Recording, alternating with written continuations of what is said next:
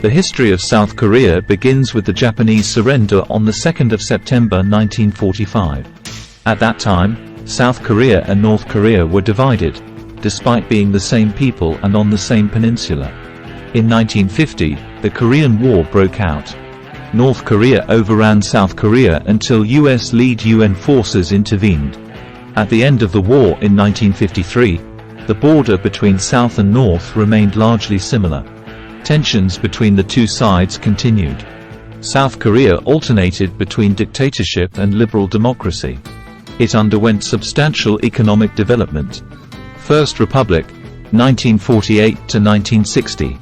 On the 15th of August 1948, the Republic of Korea was formally established, with Syngman Rhee as the first president.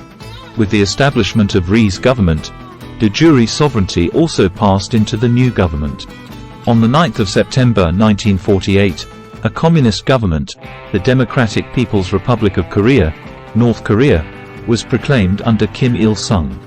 However, on the 12th of December 1948, by its Resolution 195 in the Third General Assembly, the United Nations recognized the Republic of Korea as the sole legal government of Korea. Korean War, 1950 to 1953. On the 25th of June 1950, North Korea invaded South Korea, sparking the Korean War.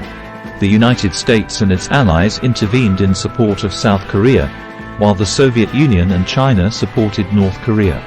The war ended in an armistice on the 27th of July 1953, but a formal peace treaty has never been signed.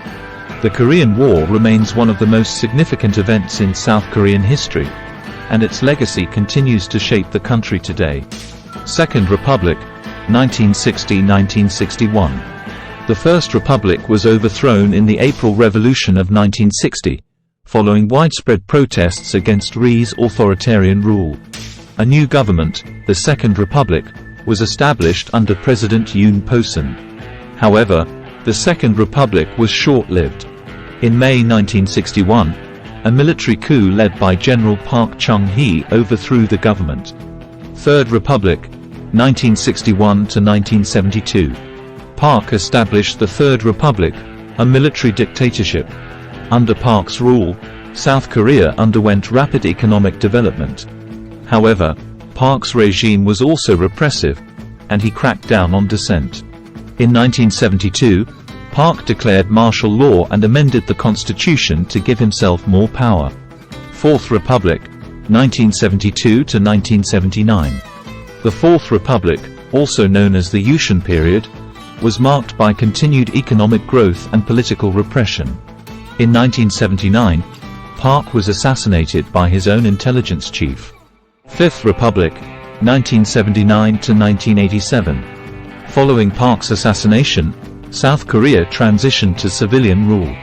The Fifth Republic was established under President Choi Kyu-ha. However, Choi's government was weak and unstable. In 1980, General Chun Do-hwan seized power in a coup d'état.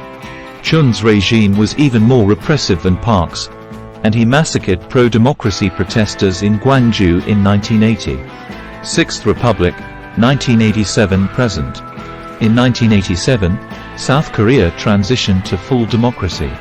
The Sixth Republic was established under President Roh Tae-woo. Since then, South Korea has held regular free and fair elections. The country has also experienced continued economic growth and development. Today, South Korea is a developed country with a high standard of living. It is a member of the G20 and the OECD. South Korea is also a major player in global trade and investment. Conclusion. The history of South Korea is a complex and fascinating one. The country has overcome many challenges, including the Korean War and authoritarian rule. Today, South Korea is a thriving democracy with a bright future.